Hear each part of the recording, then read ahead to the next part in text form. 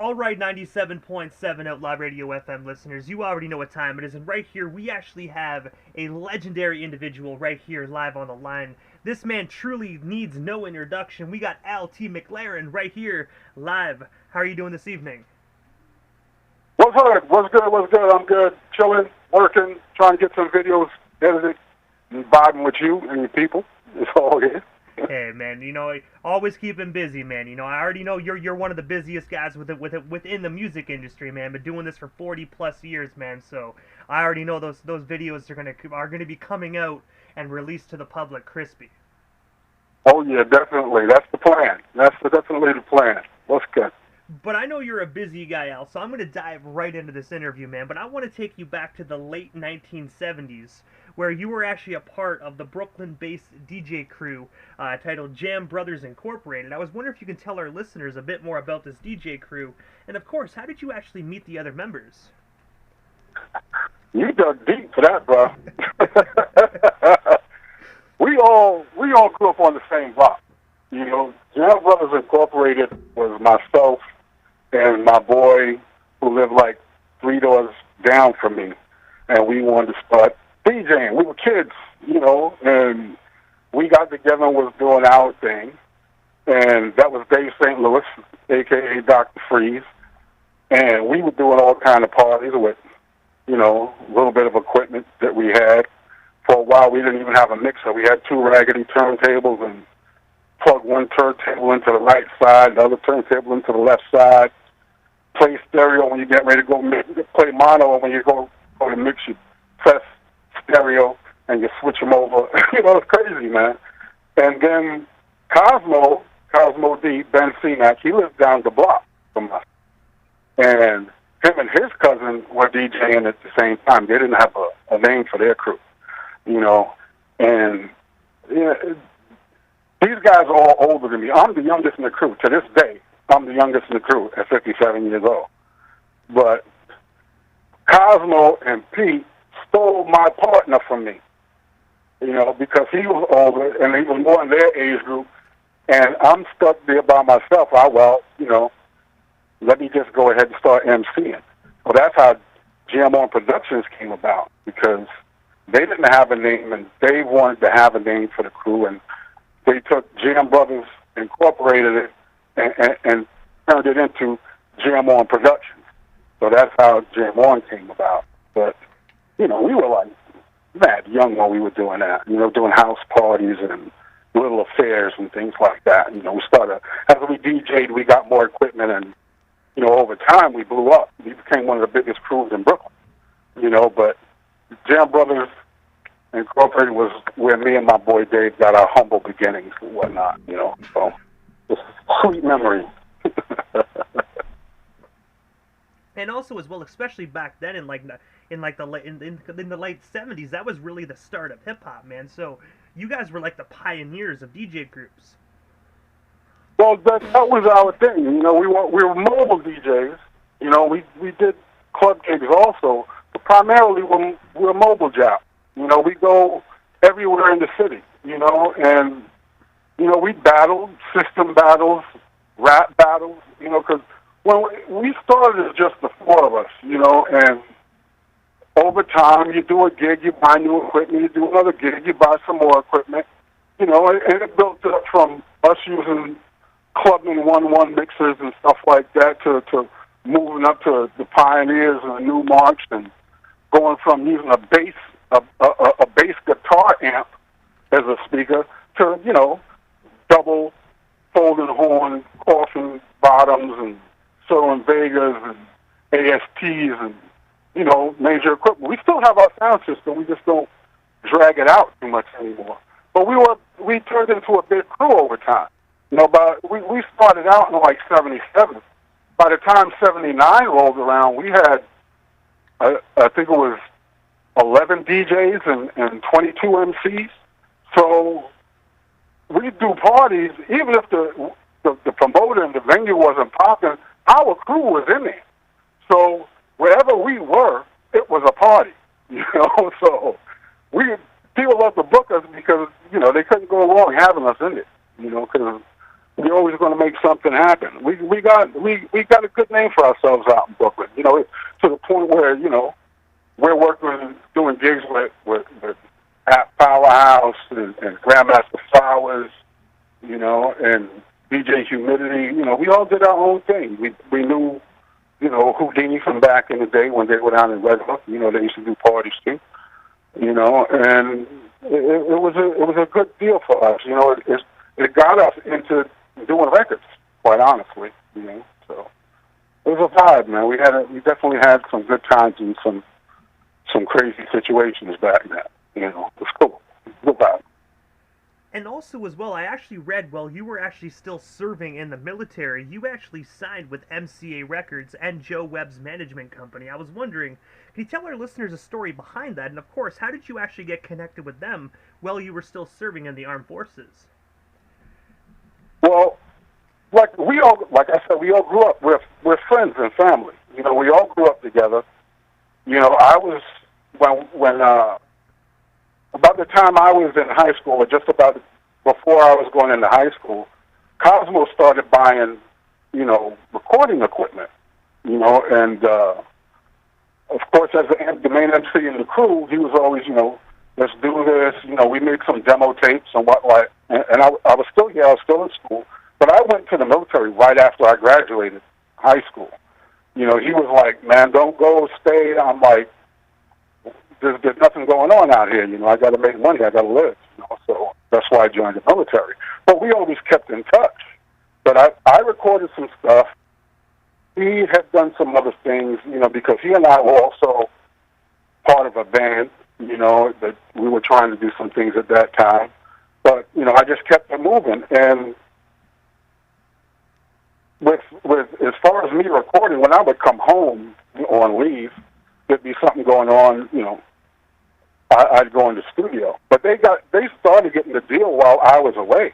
I was actually in Korea doing a year over there, and people were coming in from the States talking about some song that was so hot here in the United States, and they're like, yeah, man, the Wiki Wiki song, the Wiki. I'm like, the hell is the Wiki Wiki song? It sounds like some bullshit to me. You know? And then people kept coming over and talking about this damn record, you know. And then most of the time I was in Korea, I didn't have a roommate. And just before I was getting ready to leave, I got this roommate. One of his friends had come in from the States, and they had the song on a tape. And he asked me if he could use my stereo to listen to the tape. I'm like, yeah, go ahead, bro. And I'm hearing the chords and the bass and the way the beats are dropping. I'm like, damn, that sounds just like the stuff me and my crew used to do. And then I hear Cosmo's voice, me and the Jam On crew, and I said, oh, son of a bitch, it's out. So I jumped, I run, I got on the phone, called Cosmo, collect. From Korea, it was like a $22 phone call. He didn't say anything to me. He was like, he heard my voice and he said, you heard it. No hello, nothing. All he said was, you heard it. And I'm like, yeah, I heard it. He said, I told you not to leave. And ever since then, I was just waiting to get out of the military, you know. So by the time I came back, you know, I finished up my stint over there in Korea, and I was in Arizona serving, and they're keeping me. But when I was home, I had like 30 days off between my transfer to duty station between Korea and Arizona. And I went in with Cos and Chili B, Rest His Soul. And they had a record that they were going to do. I think Chili was supposed to do the rap. And instead of him doing it, you know, they said, come on, let's go in the studio, let's cut this track. And I did it, you know, and it was drunk driving. It was a big thing at that time with Mothers Against Drunk Driving and all of that. It was a big issue. And MAD was actually sponsoring the song, and MCA heard the demo. They picked it up, signed me to a deal.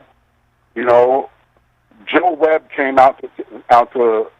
By the time all of this was going on, I was already into Arizona, And Joe Webb flew out to Arizona, and I'm trusting this dude because he's working with my people, you know, and he's like, I got the contract for you, we're going to do this thing, they got $60,000, la, la, la, la, la, la, la, la, la. I'm like, okay, let's go.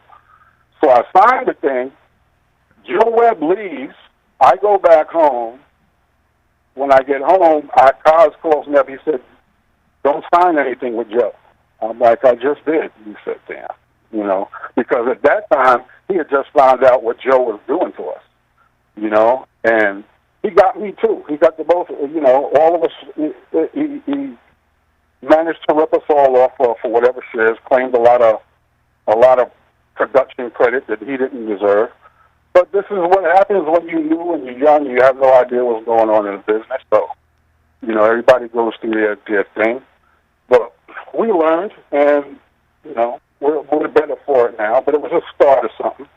The record was released, you know, but at that time, Stevie Wonder decided to do a drunk driving record. So that kind of pushed mine to the bottom of the heap. But it got out there, I got my start, I started, you know, it gave me my bug for the business. It was a starting point, you know. It was a good record, it was decent, you know. It is what it is. But it was the last time you're going to catch me rapping on a record like that. It probably won't happen again. Well, I'm not going to say never because I'm actually working on some stuff I'm thinking about rapping on, you know. But that's where that went. You know, so it was always, whenever I had time off while I was in, I go and do shows with them. Like during the Fresh Fest, I probably did 2 or 3 shows with them. And when I came home in time, I just go in the studio and work and then go back and serve. I only did 3 years, so it wasn't that bad. You know, it's not like I was in there pushing 20, you know.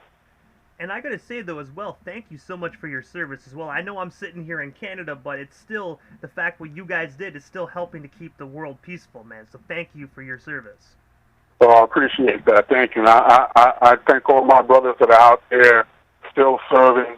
You know, I've got 2 other members of my family that served in a full stint, 20 years, 30 years, you know, and it's a privilege. You know, there's a time that I always felt that, you know, there are countries that make it mandatory to serve for a couple of years, and this time I thought might be something good for our country, but I don't know. So some of the people that I've met along the way have no business in the service, so, you know, but I appreciate the thanks, and I had a pleasure serving. You know, it was a great thing for me. And also as well, in the year 1989, you actually did some production work on Unique and Dashin's album Back to the Future. I was wondering, how did you get connected with those 2 legendary individuals? And of course, what was it like just being in the studio and working on that amazing project? Well, I was the A&R guy. So I was A&R at Warlock Records. And I signed them because Lamumba Carson, Professor X, I've known him all my life, you know, and I knew his father from when I was, I don't know, 4 or 5 years old. You know, I know that family forever. And they heard that I was up at Warlock, and they brought X-Clan, ISIS, Link Q, and Unique and Dashan up. And I didn't produce anything on that album. Not that I remember. No, I didn't do anything. I was the executive producer of the album. You know, I was paying the bills. Just like I also had X-Clan and ISIS too. You know, the X-Clan album, I paid for that album to be done. You know, that's a whole other thing with Professor X. You know, I'm not going to drag him through the dirt because he's not here to defend himself, but, you know, it's kind of grimy the way they went about that, because that X-Clan should have been on Warlock, you know.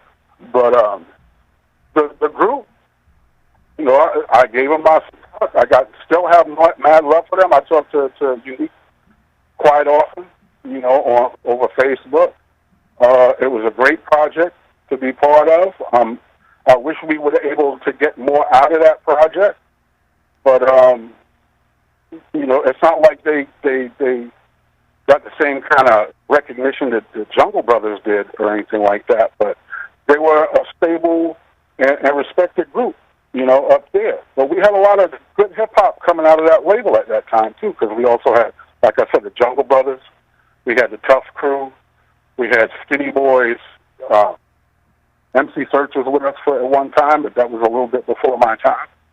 So, it was a good time. They were good dudes. We were trying to put the whole Black Watch movement out up there, but there was some shady things going on inside that movement. That Black Watch itself, the movement is based on something that Lumumba and I were part of as children. Because we were around a lot of, Panthers and activists and stuff like that. H-Rap Brown was a regular on the scene where we were, and plus Lumumba's father, Sonny Carson, was a big activist in Brooklyn. And there was a school, there was a program, that we used to go to after school called the School of Common Sense.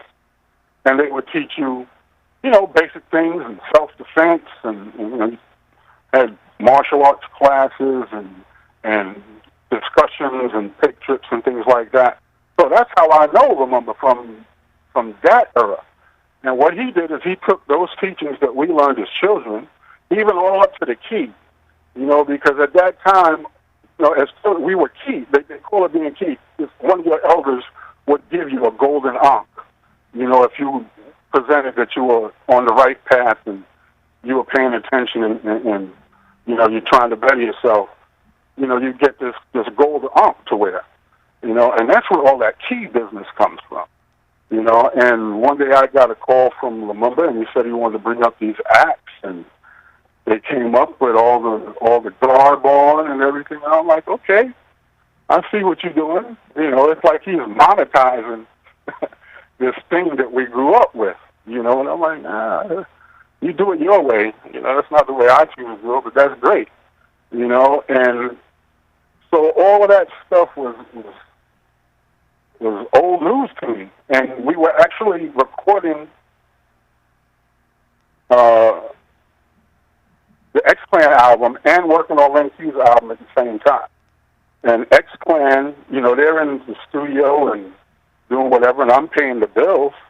And I went to send the money over to the studio to pick up the album so we can get ready to drop it. And my runner said that they already picked up the album. I'm like, who picked up the album? They said, Lumumba took the album and it's not there anymore. I'm like, well, that's kind of crazy, and we spoke about it, and there was issues about that because it's not the way you do business, especially with friends.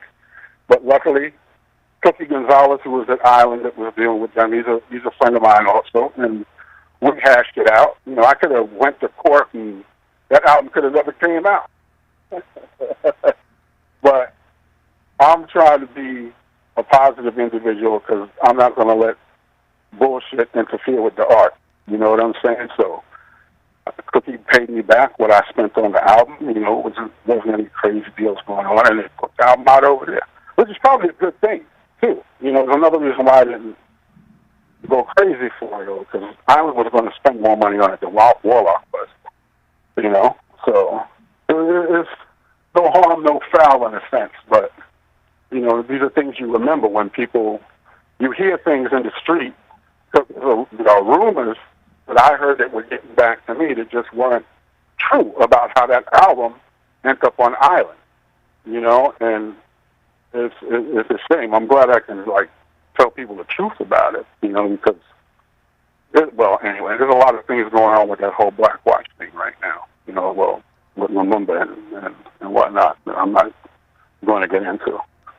But, we had that whole movement at Warlock, and that's, to answer your question, that's how Unique and Shan came up there with us, because we want to put out the whole Black Watch movement as a project, But Unique and them got released on our label, and we did the Free South Africa project, came out to us.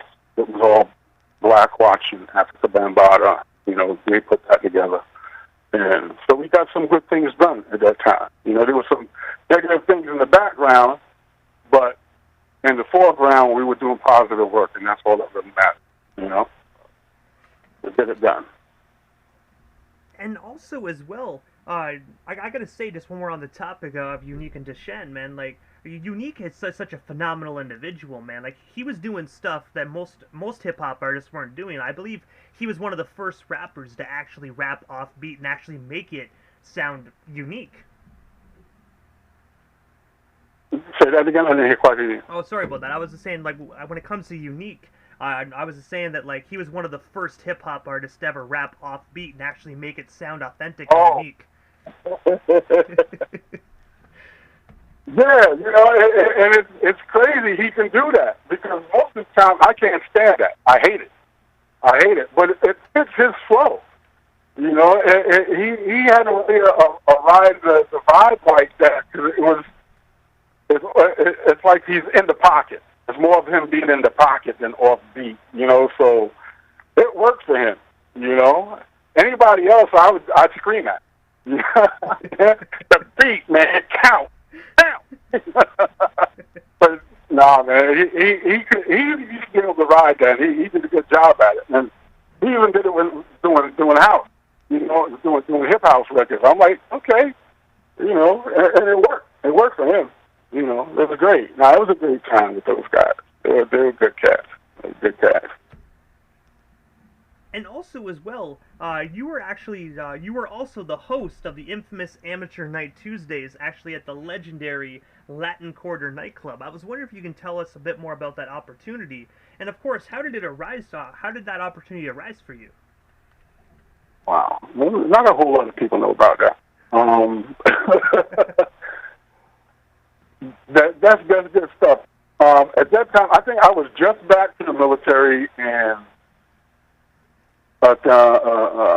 Newcleus was off the road for a little while. You know, we had finished up the Fresh Fest tour, and we were working on I think it was around the time we were working on the second album, and we were linked up with Special T and Teddy Ted, Awesome too.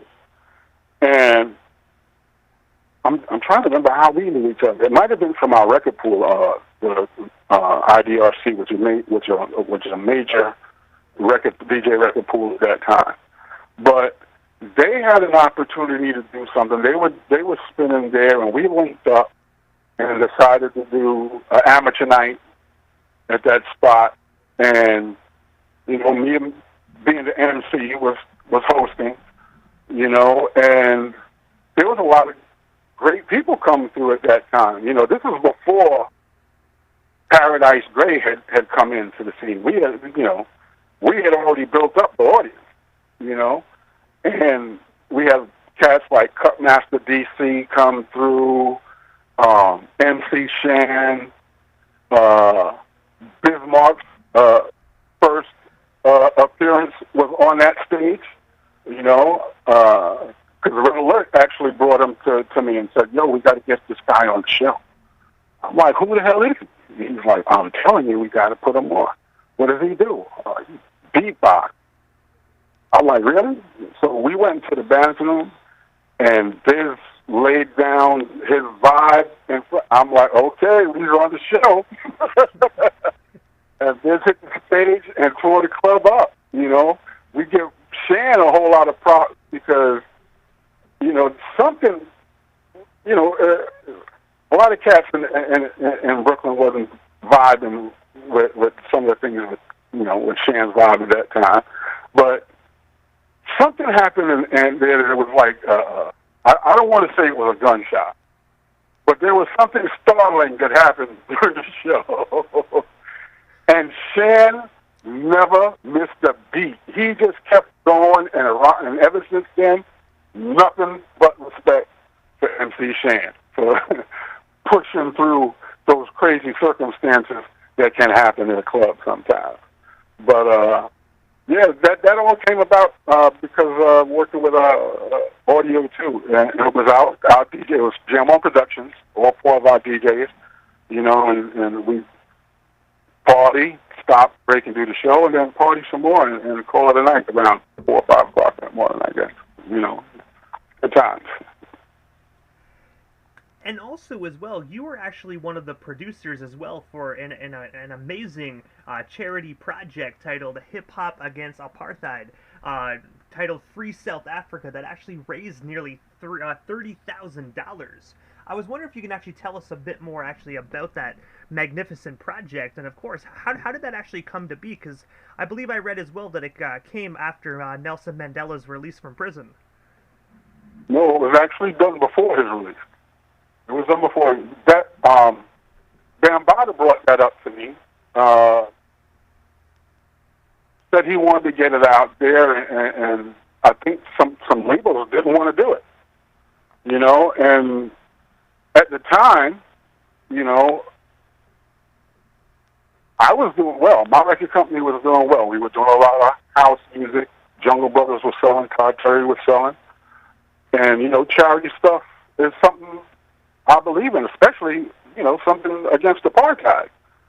You know, the talks about Nelson Mandela being released were starting to kick up at that time. Well, you know, people were talking about it, but he hadn't been released yet.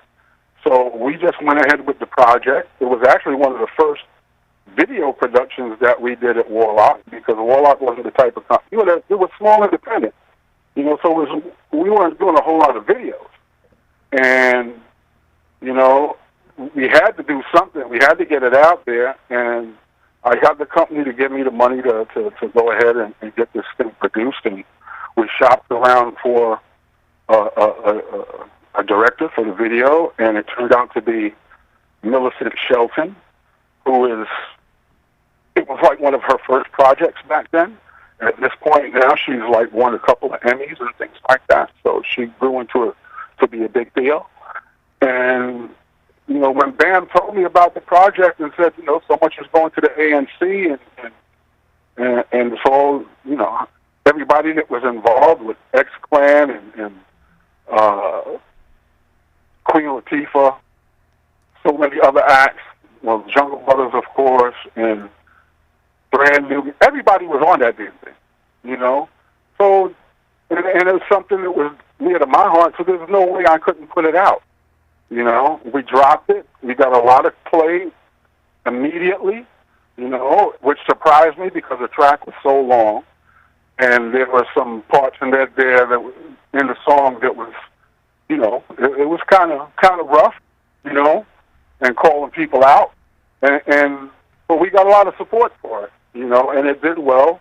And maybe about 2 weeks after we released it, they released Nelson Mandela. You know, somebody had actually called me and said, "Do you think it was because of your record?" I don't know about that. We brought whatever awareness that we could, but I don't think the release of a record in 2 weeks to get him out of jail, I don't think that was part of the plan. But I know we contributed, and we brought awareness to the project and the dilemma that was going on there.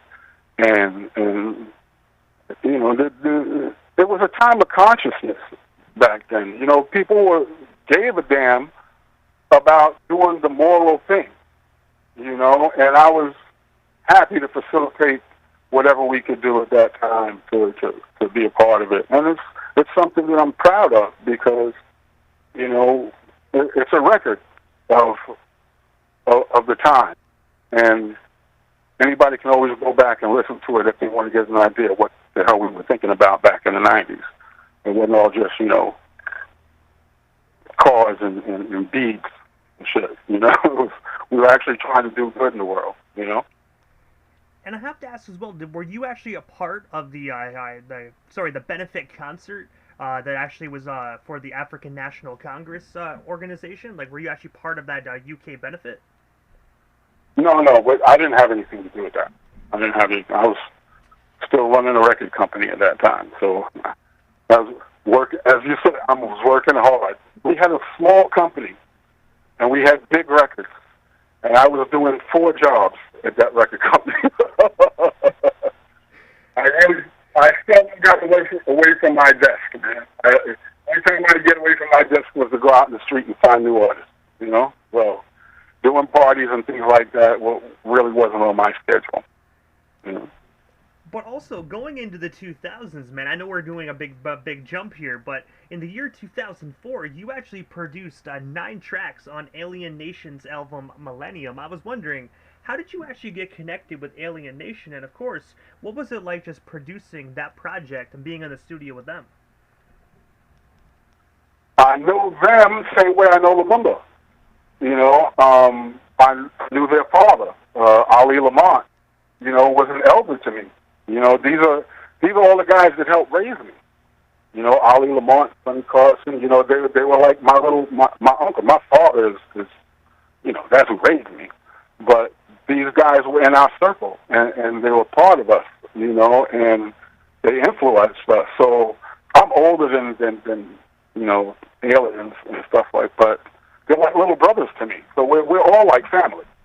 You know, and they came to me and asked me for some help, and I had just left the label not too long. Well, yeah, when they came to me, it had to be in 90, 95, I think, maybe even before that. You know, because I left Warlock in 91, and they came up not too long. No, yeah, they started coming to me around 92, 93. And we started working on developing their sound and getting them used to recording and stuff like that. Because all of that supernatural was staying at my house. He was living with me for a little while, and that was a great time. That was definitely one of the most creative times for me as a producer. You know, because that's basically why I started producing. You know, because I would do remixes and things like that for the label. That's part of my job. You know, because I want things to be able to get played on the radio, or if I hear something wrong in somebody's production, I go and fix it. You know, it wasn't for me to go out there, and I was never striving to be this big remixer. But, you know, you do what you have to do. If you have the skills to do it, you go and do it. And I used to, you know, try and find producers to do stuff with the aliens. You know, but waiting on them sometimes, you know, it's frustrating to me. So instead of me calling somebody and have to worry about them showing up on time, and I just started producing the albums myself. You know, and dealing with those cats, the way that they roll, you know, they just attract all kind of other people. You know, so my house became like a commune. You know, I would look out of my bedroom door in the morning and not know whether I can walk out of my room or not, because there's people laying all over the place in my house, on the floor, in the studio, on the couch, because we just go in there and create. You know, we sit up all night and vibe.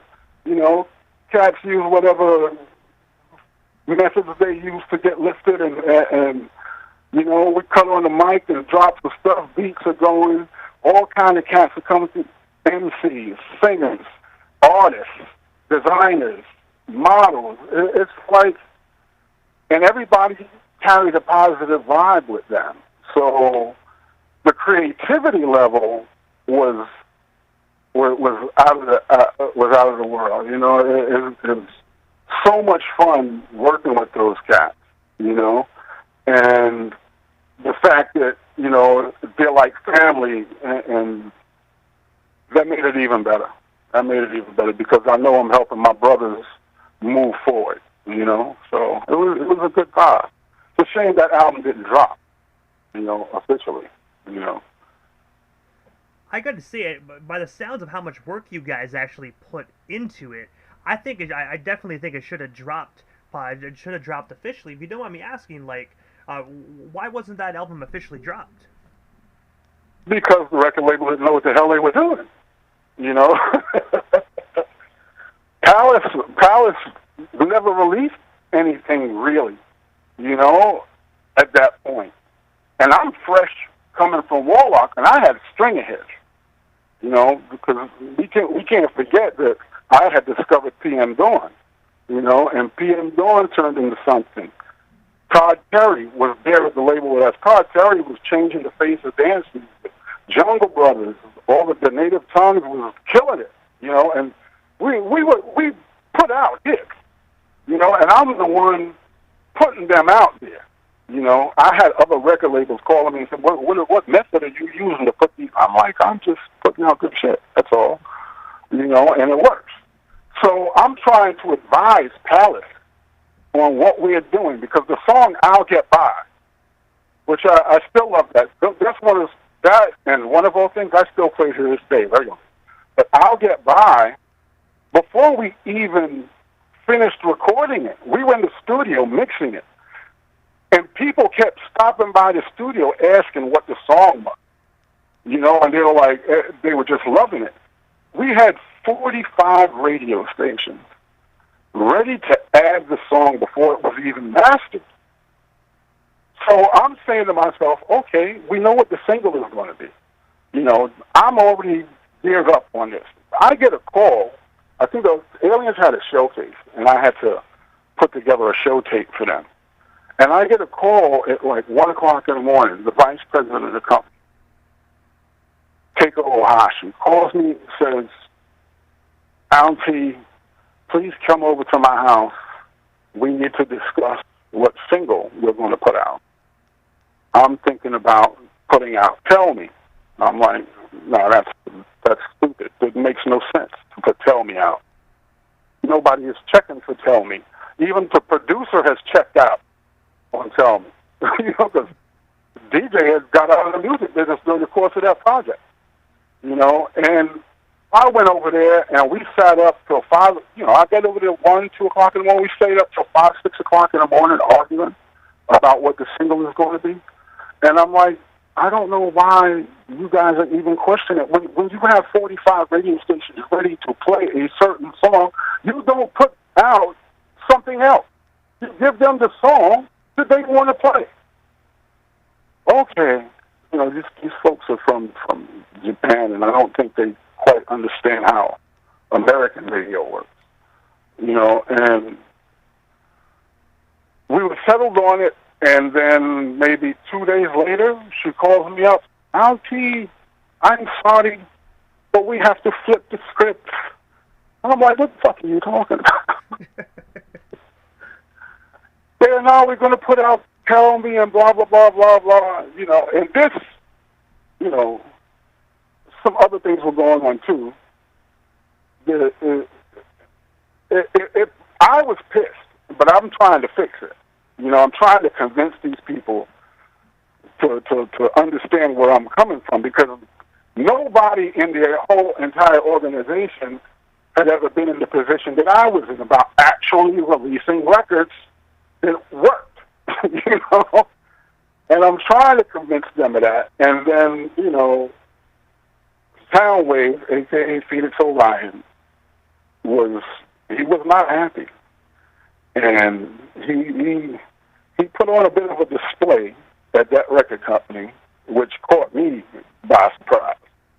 We see each other and talk to each other, but we never bring this up because this pisses me fuck off.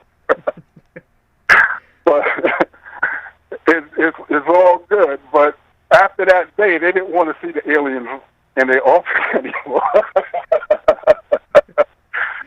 He started bringing some of them spirits and all kinds of shit. And the record label, these people are very superstitious. They don't like that kind of shit.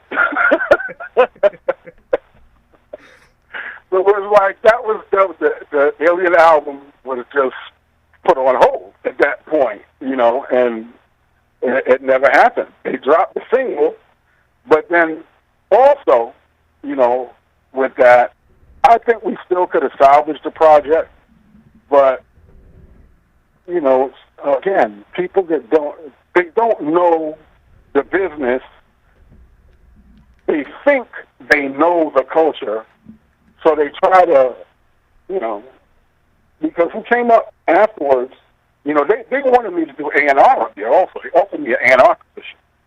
You know, once we got the Alien album done, they wanted me to come and do the hip-hop A&R. I'm like, great, that's just what I need to do, you know, because that's my lane.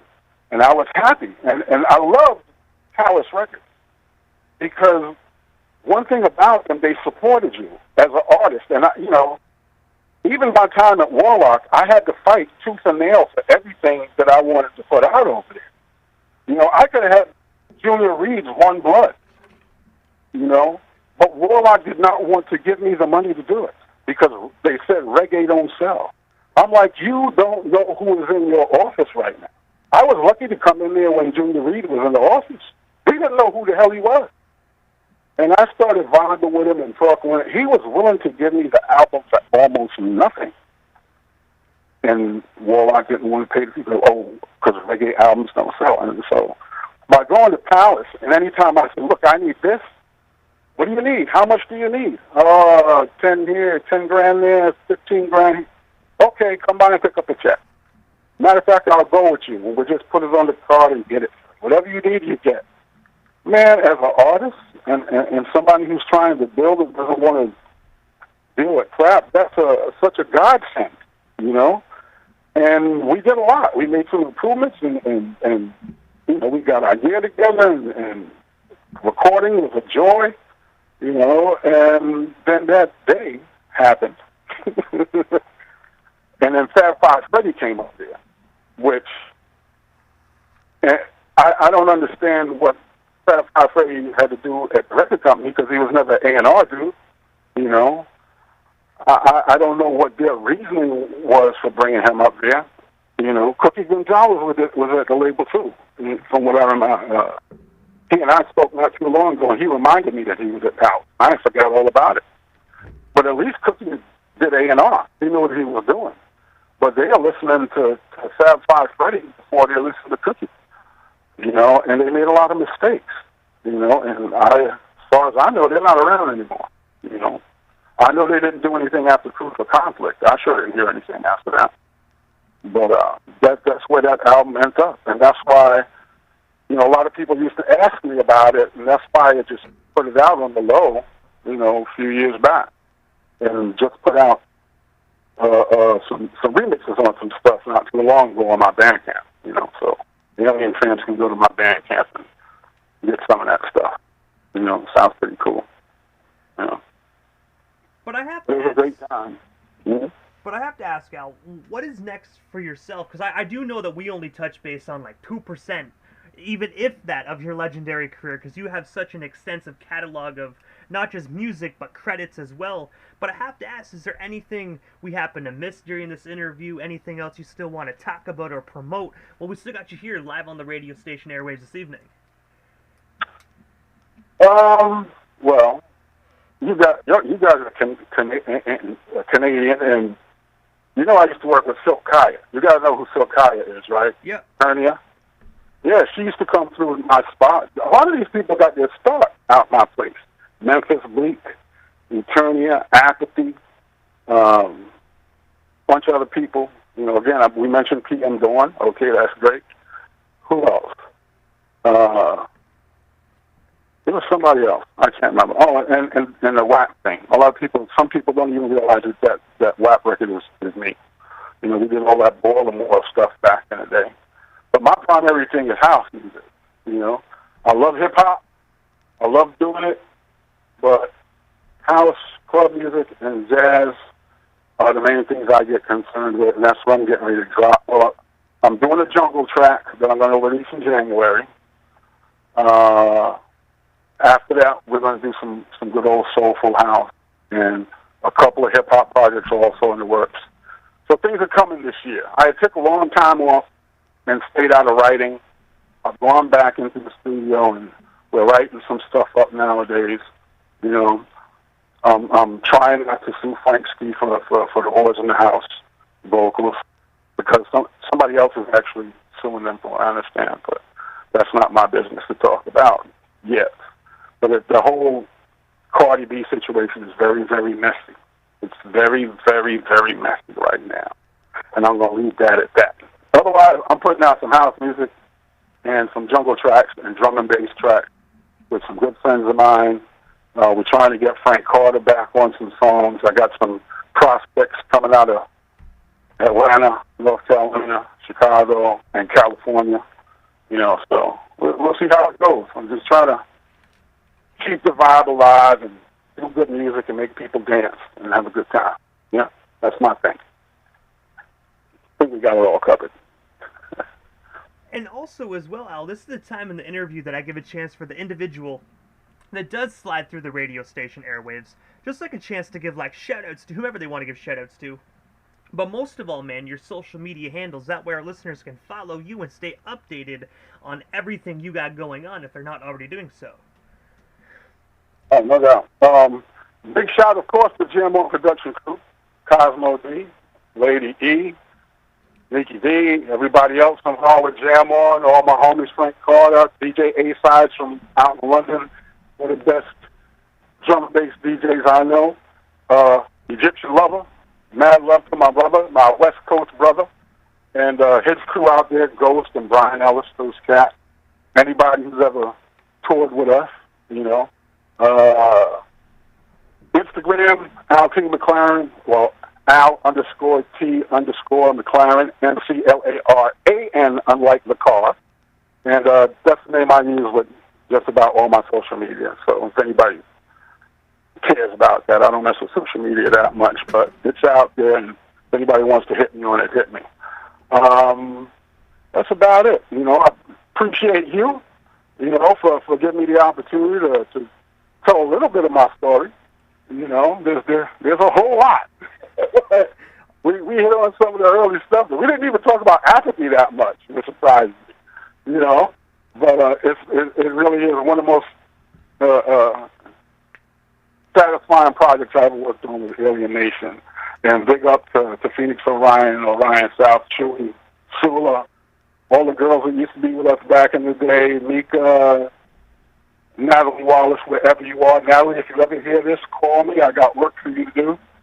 And, you know, that's about it for now. I don't want to take up too much of your ear. Hey, but also, whenever that new project does drop in January, if you are interested, we can definitely have you back on, chop it up about more of the old stuff, and of course promote that brand new project. Because like I said, we only touch base on a sliver of your iconic career here this evening. Yeah, no doubt. There's a documentary in the works on something that I did, but I can't talk about that right now. But look out for that early next year too. But I gotta say though, Al, thank you so much, man, for just giving us a bit of your time here this evening, and of course, thank you for just years of monumental music that not only myself, but millions upon millions of listeners had the opportunity to enjoy for so many years, man. Us fans, we definitely appreciate you, and we're definitely looking forward to hearing what's coming from you in the future. I appreciate it, man. I really appreciate folks taking the time to listen to us and support us after all of these years. You know, you get to a point, you know, you're hot when you first drop, and then things get quiet, but then people discover you, and they keep lifting you up. It's all about the fans, those who love the music. That's why we do it. Well, I know our crew and how we operate. We do it because we love doing it, and we love vibing with the folks out there when we're doing shows, and hopefully our music brings a little joy into people's lives and can help them out. And if we touch one soul, we've touched a million. You know what I'm saying? I most definitely agree, man. I really do. I agree with that 110%. Cool. All right. But I gotta say, Al, definitely have yourself a wonderful night, man. And most definitely, hopefully we can do this again. But for now, have yourself a wonderful night, and definitely enjoy the rest of the weekend. Thank you, brother. Appreciate you so much. Anytime you need anything, you holler. I got your back, baby. Hey, most definitely, man. Same goes for you. Anything you need radio-wise, we definitely got you down here in Canada. All righty. One love, many blessings, y'all.